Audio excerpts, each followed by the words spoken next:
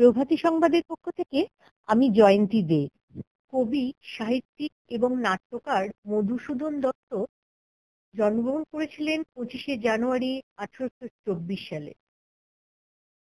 তাঁর সমাধিস্থলে স্বরচিত কবিতাটি লেখা রয়েছে।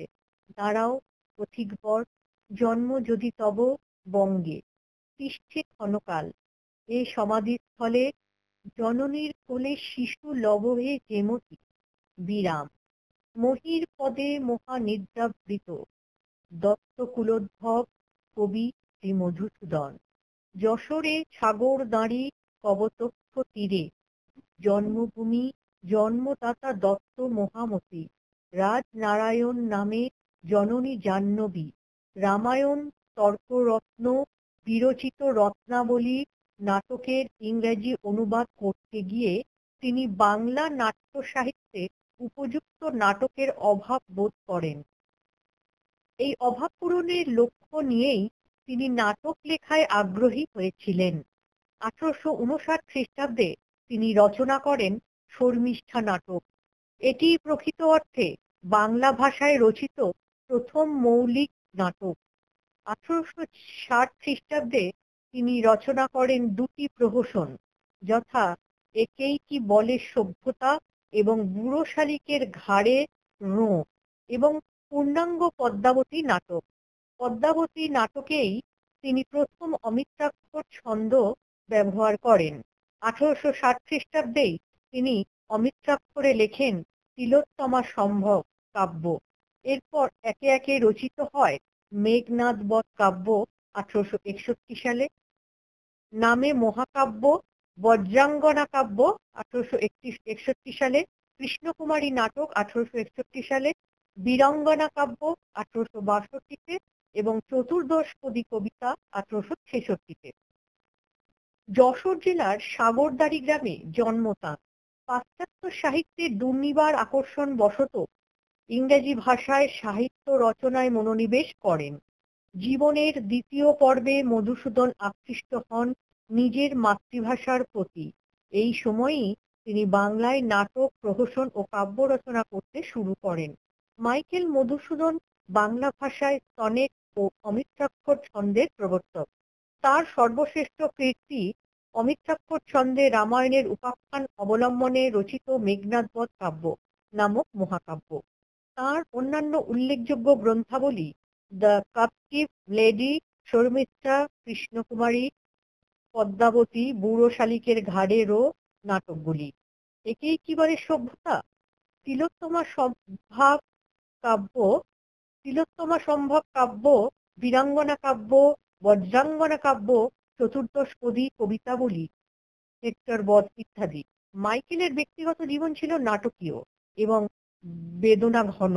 মাত্র 49 বছর বয়সে কলকাতায় কপর্দক শূন্য করুণ অবস্থায় মৃত্যু হয় এই মহাকবির। তিনি ছিলেন রাজনারায়ণ দত্ত ও জাহ্নবী দেবীর একমাত্র সন্তান। রাজনারায়ণ দত্ত ছিলেন কলকাতার সদর দেওয়ানি আদালতের এক খ্যাতনামা উকিল। মধুসূদনের যখন 7 বছর বয়স, সেই সময় থেকেই তাকে কলকাতায় বসবাস করতে হতো। খিদিরপুর সার্কুলার গার্ডেন রিচ রোডে, বর্তমানে কার্ল মার্কস সরণি অঞ্চলে তিনি এক বিরাট অট্টালিকা নির্মাণ করেছিলেন। মধুসূদনের প্রাথমিক শিক্ষা তার মা জাহ্নবী দেবীর কাছে। জাহ্নবী দেবী তাকে রামায়ণ, মহাভারত, পুরাণ প্রভৃতির সঙ্গে সুপরিচিত করে তোলেন। 13 বছর বয়সে মধুসূদন কলকাতায় আসেন। স্থানীয় একটি স্কুলে কিছুদিন পড়ার পর তিনি তদানীন্তন হিন্দু কলেজে, বর্তমানে প্রেসিডেন্সি বিশ্ববিদ্যালয়ে ভর্তি হন। মধুসূদন মেধাবী ছাত্র ছিলেন, তাই অচিরেই কলেজের অধ্যক্ষ ক্যাপ্টেন D.L. রিচার্ডসনের প্রিয় ছাত্র হয়ে ওঠেন। রিচার্ডসন মধুসূদনের মনে কাব্যপ্রীতি সঞ্চারিত করেছিলেন। হিন্দু কলেজের প্রাক্তন অধ্যাপক ডিরোজিওর স্বদেশানুরাগের স্মৃতিও তাকে বিশেষ উদ্বুদ্ধ করত। এছাড়া কলেজে তার সহপাঠী ছিলেন ভূদেব মুখোপাধ্যায়, রাজনারায়ণ বসু, গৌরদাস বসাক, প্যারীচরণ সরকার প্রমুখ। 19বিংশ শতাব্দীর বিশিষ্ট ব্যক্তিবর্গ। 18 বছর বয়সেই মহাকবি হওয়ার ও বিলাতে যাওয়ার উচ্চাকাঙ্ক্ষা তার মনে বদ্ধমূল হয়ে যায়। 1843 সালে রেভারেন্ড কৃষ্ণমোহন বন্দ্যোপাধ্যায়ের নিকট মধুসূদন খ্রিস্ট ধর্ম গ্রহণের ইচ্ছা ব্যক্ত করেন। এরপর ওই বছরই 13ই ফেব্রুয়ারি মিশন রোতে অবস্থিত ওল্ড মিশন চার্চ নামে এক অ্যাংলিক্যান চার্চে গিয়ে তিনি খ্রিস্ট ধর্ম গ্রহণ করেন। তাকে দীক্ষিত করেছিলেন পাদ্রি ডিলট্রি। তিনি তার মাইকেল নামকরণ করেন। মধুসূদন পরিচিত হন মাইকেল মধুসূদন দত্ত নামে।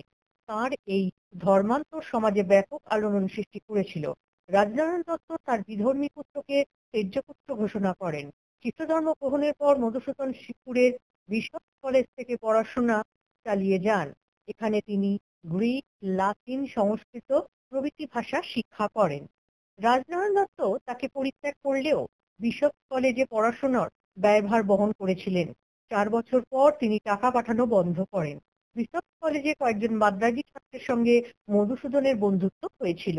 বিশপ কলেজে অধ্যয়ন শেষ করে যখন কলকাতায় চাকরি চেষ্টা করে ব্যর্থ হন মধুসূদন, তখন তার সেই মাদ্রাজি বন্ধুদের সঙ্গে ভাগ্যান্বেষণে মাদ্রাজে, অধুনা চেন্নাই, চলে যান মধুসূদন। কথিত আছে আত্মীয় স্বজনের অজ্ঞাতসারে নিজের পাঠ্যপুস্তক বিক্রি করে সেই টাকায় মাদ্রাজ গিয়েছিলেন তিনি। মাদ্রাজেও বিশেষ সুবিধা করে উঠতে পারেননি মধুসূদন। স্থানীয় খ্রিস্টান ও ইংরেজদের সহায়তায় তিনি একটি স্কুলে ইংরেজি শিক্ষকের চাকরি পান। তবে বেতন যা পেতেন তাতে তার ব্যয় সংকুলান হতো না। এই সময় তাই তিনি ইংরেজি পত্রিকায় লিখতে শুরু করেন।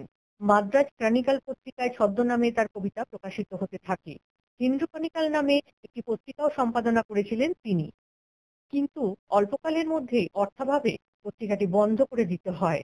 25 বছর বয়সে নিদারুণ দারিদ্র্যের মধ্যেই তিনি দ্য ক্যাপটিভ লেডি তার প্রথম কথাটির রচনা করেন, প্রথম কাব্যটি রচনা করেন।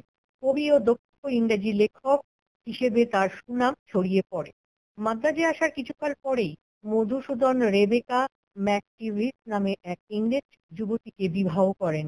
উভয়ের দাম্পত্য জীবন 7 বছর স্থায়ী হয়েছিল। রেবেকার গর্ভে মধুসূদনের 2 পুত্র ও 2 কন্যার জন্ম হয়। মাদ্রাজ জীবনের শেষ পর্বে রেবেকার সঙ্গে বিবাহ বিচ্ছেদ হওয়ায় অল্পকাল পরে মধুসূদন এমিলিয়া আরিয়েতা সোফিয়া নামে এক ফরাসি তরুণীকে বিবাহ করেন। আরিয়েতা মধুসূদনের সারা জীবনের সঙ্গী ছিলেন। এদিকে মাইকেল তার এক কপি দ্য ক্যাপটিভ লেডি বন্ধু গৌরদাস বসাককে উপহার পাঠালে গৌরদাস সেটিকে জে.ই.ডি. বেথুনের কাছে উপহার হিসেবে পাঠান। উক্ত গ্রন্থ পাঠ করে অভিভূত বেথুন মাইকেলকে চিঠি লিখে দেশে ফিরে আসতে এবং বাংলায় কাব্য রচনা করতে পরামর্শ দেন। 1856 সালে মধুসূদন কলকাতায় ফিরে আসেন। পত্নীকে সেই সময় তিনি সঙ্গে আনেননি। নাটক বাংলা নাটকে মাইকেল মধুসূদনের আবির্ভাব আকস্মিক। 1852 সালে তারাচরণ শিকদার, জে.সি. গুপ্ত ও রামনারায়ণ তর্করত্নের হাত ধরে বাংলায় শৌখিন রঙ্গমঞ্চে নাট্যমঞ্চায়ন শুরু হয়। এই সময় তাকে নাটকগুলির গুণগত মান খুব ভালো ছিল না। 1858 সালে পাইকপাড়ার জমিদার ঈশ্বরচন্দ্র সিংহ ও প্রতাপচন্দ্র সিংহের পৃষ্ঠপোষকতায় কলকাতার বেলগাছিয়া নাট্যমঞ্চে রামনারায়ণ তর্করত্নের রত্নাবলী নাটকটি অভিনীত হয়। শিল্পগুণ বিবর্জিত এই সাধারণ নাটকটির জন্য জমিদারদের বিপুল অর্থব্যয় ও উৎসাহ দেখে মধুসূদনের শিক্ষিত মন ব্যথিত হয়ে ওঠে। এরপর তিনি নিজেই নাট্য রচনায় ব্রতী হন। রামনারায়ণ তর্করত্নের সংস্কৃত নাট্যশৈলীর প্রথা ভেঙে তিনি পাশ্চাত্য শৈলীর অনুসরণে প্রথম আধুনিক বাংলা নাটক রচনা করেন। মাইকেল মধুসূদনের নাট্যচর্চার কাল ও রচিত নাটকের সংখ্যা 2 সীমিত। 1859 থেকে 1861 এই 3 বছর তিনি নাট্যচর্চা করেন। এই সময় তার রচিত নাটকগুলি হল শর্মিষ্ঠা 1859 সালে, একেই কি বলে সভ্যতা 1860 সালে, বুড়ো শালিকের ঘাড়েরও 1860 সালে, পদ্মাবতী 1860 সালে, কৃষ্ণকুমারীও 1861-তে। এছাড়া মৃত্যুর পূর্বে মায়া কানন 1874 নামে 1874 সালে মায়া কানন নামে একটি অসমাপ্ত নাটক। মেঘনাদ বধ কাব্য মধুসূদন দত্তের সর্বশ্রেষ্ঠ কীর্তি হচ্ছে অমিত্রাক্ষ ছন্দে রামায়ণ উপাখ্যান অবলম্বনে রচিত মেঘনাদ বধ কাব্য নামক মহাকাব্যটি। চরিত্র চিত্র হিসেবে রয়েছে রাবণ, ইন্দ্রজিৎ, সীতা, সরমা, প্রমীলা প্রমুখ। তিনি তার কাব্যকে অষ্টাধিক স্বর্গে বিভক্ত করেছেন এবং সংস্কৃত অলঙ্কার শাস্ত্র অনুযায়ী এতে নগর, বন, উপবন, শৈল, সমুদ্র, প্রভাত, সন্ধ্যা, যুদ্ধ, মন্ত্রণা প্রভৃতির সমাবেশও করেছেন। কিন্তু স্বর্গান্তে তিনি নূতন ছন্দ ব্যবহার করেননি। সর্বশেষে পরবর্তী স্বর্গকথা আভাসিত করেননি, যদিও তিনি বলেছিলেন, গাইব মা বীর রসে ভাসি মহাগীত, তবু কাব্যে করুণ রসেরই জয় হয়েছে।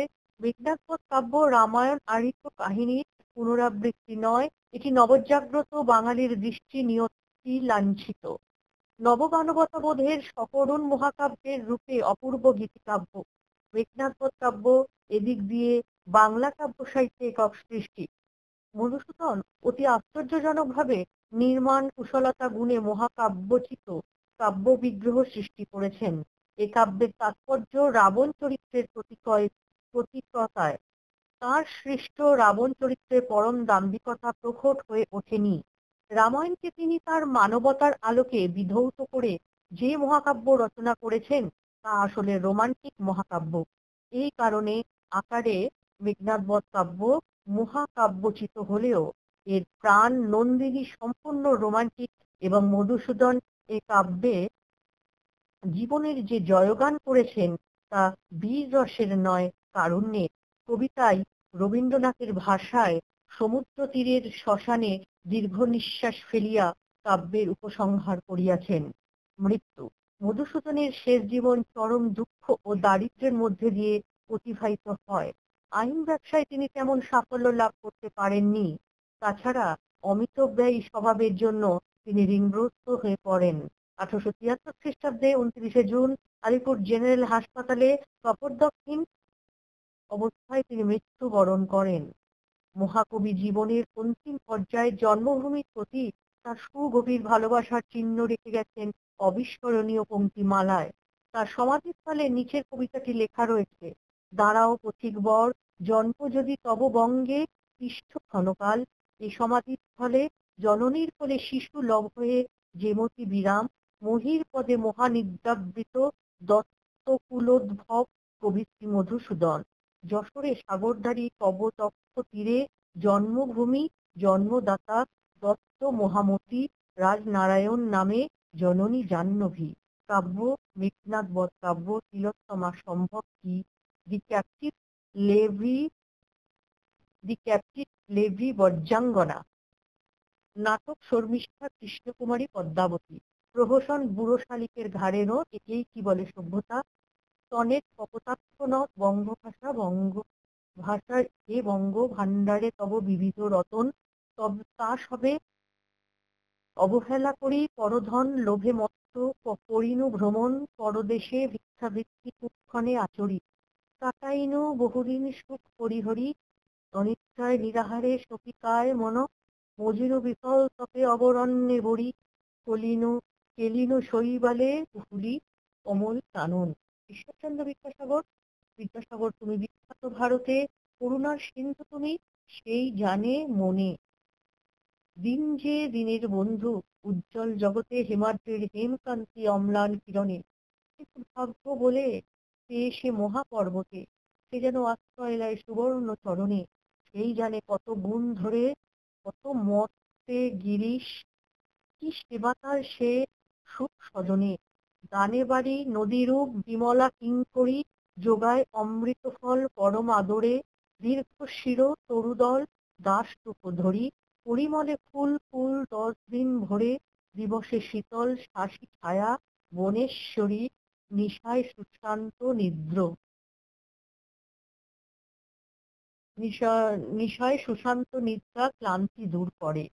কবি মাতৃভাষা নিজাগারে ছিল মোর অমূল্য রতন, অগণ্য তা সবে আমি অবহেলা করি, অর্থলোভে দেশে দেশে করিনু ভ্রমণ, বন্দরে বন্দরে যথা বাণিজ্যের তরি, কাটাইনু কতকাল সুখ পরিহরি, এই ব্রতে যথা তপবনে তপধন, অসন শয়ন ত্যাজে ইষ্ট দেবে শরীর, তাহার সেবায় সদা সখী কায়ামন।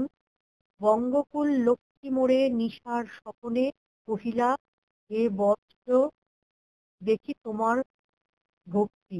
সুপ্রসন্ন তব প্রতি দেবী সরস্বতী, নিজ গৃহে ধন তব, তবে কি কারণে ভিখারি তুমি হে আজি কত ধনপতি? কেন নিরানন্দ তুমি আনন্দ সদনে? সমাধি লিপি। দাঁড়াও পথিক বর, জন্ম যদি তব বঙ্গে তিষ্ঠ ক্ষণকাল। এ সমাধির ফলে জননীর কোলে শিশু লব হয়ে যেমতি বিরাম।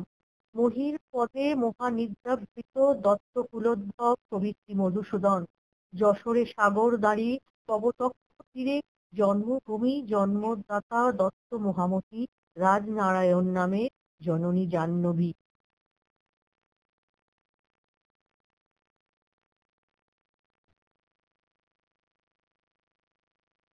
কবি সাহিত্যিক এবং নাট্যকার মধুসূদন দত্তের মৃত্যুদিন হলো 29শে জুন 1876।